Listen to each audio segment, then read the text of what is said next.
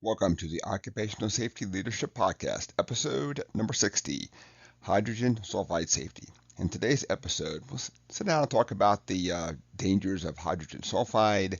We'll talk about atmospheric monitoring, a couple of control measures. So let's just get right into it then. Um, Hydrogen sulfide is a colorless, flammable, and highly toxic gas, and it smells like rotten eggs. You can find it in many. It's naturally occurring, but it's also, of course, found in a lot of industrial processes. When we think about the oil and gas, a couple of mining places and all that, you can find it there in occupational settings as well as if you were going to like a wastewater place.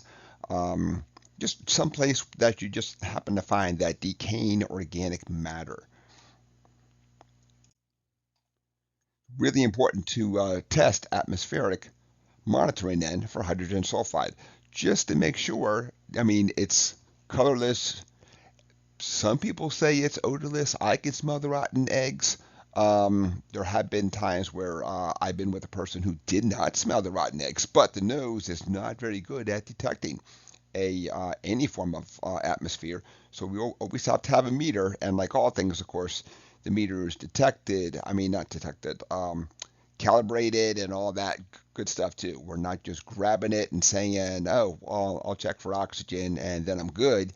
Got to check for all of the things, oxygen, um, flammable gases. There's a lot of meters that specifically have a H2S um, monitor in there too. So figure out exactly what you're going to use. Make sure that you're going with the right equipment. Don't just check for oxygen and say, "Oh, it's fine and I'm good." You have to check the whole gambit of things out there.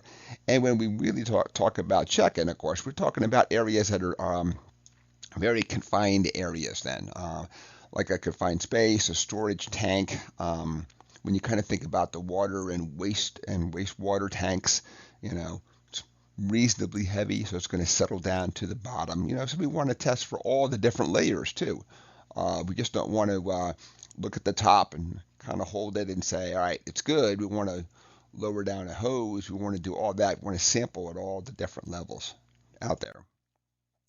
So let's talk about exposure limits then. So OSHA has a PEL, permissible exposure limit of 10 ppms over an 8-hour workday. So it also has a STEL, known as a short-term exposure limit of 15 ppms over a 15-minute time frame. And as we were saying in the previous slide, you have to sample for multiple areas. You just can't look at the top and say, "Oh, I'm good," or "I don't smell anything that's good."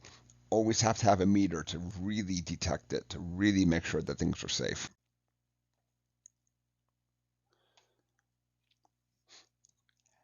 Obviously, if the alarm goes off, you have to take it as serious. Evacuate the area, follow the emergency procedures, all that good stuff. Don't let it beep and say, "Well, the guy will be done in a couple of minutes." I've kind of done the fuzzy math in my head and looking at the ppms and all that. If it detects hydrogen sulfide, got to take it serious, and you got to get out there.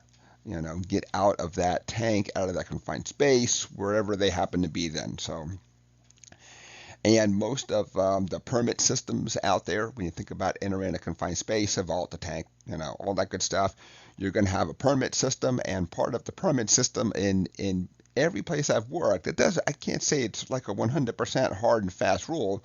You have to sit down and record what the readings are at a established level. So what they're really saying is that they want you to continuously monitor when somebody is inside there. Don't monitor it and say, "Hey, awesome, it's good," and then the guy goes into the tank for 8 hours. He may do activity that contributes to it or stirs up the decaying um, matter, and of course stirring up the hydrogen sulfide then. So Let's look at a couple of controlling measures out there. You can use ventilation systems out there to ventilate the space. Now that doesn't mean that that you're going to stop monitoring and say, well, I ventilated and came up with zero. You always have to go back and continue to ventilate and make sure that you're good. Then you can also look at using some form of respiratory protection if you really had to. And then really talking about supplied air. You can use a regular full face respirator and those types of things. It's still really hard to exactly know when that cartridge is spent, those types of things. So I always recommend using a supplied air, but whether that's on a tank system, it's a hose, whatever the system is out there. One of the big things to really help us out is training and awareness, making sure that everybody understands the hazards of hydrogen sulfide, and not just that, but how to use the gas detection equipment, any PPE that we're going to take, the air tanks or anything else, emergency procedures. We just can't throw a person in a confined space and then the alarm goes off and somebody says, so am I supposed to pull them up? Do I call for help? What am I supposed to do? We want to sit down and practice, make sure that we're ready to go, and not just say, well, we kind of know what we're doing. The big thing is that we're going to get in there and get this job done, and then we're going to get out of there. Um, Always have a plan, and of course, train to the plan and follow the plan. So that is it for episode 60. Short and sweet hydrogen sulfide safety. You can find this in a lot of oil and gas plants and refineries, water and wastewater facilities. It's one of those toxic gases. It's flammable and has that rotten egg smell. So we want to make sure that we're sampling for the whole gamut of gases, not oxygen only, and saying, well, I don't smell anything. I can hop on in there. So episode 60, hydrogen sulfide safety, is complete. I want to thank everybody for joining me today. My name is Dr. David Ayers, and have a safe day.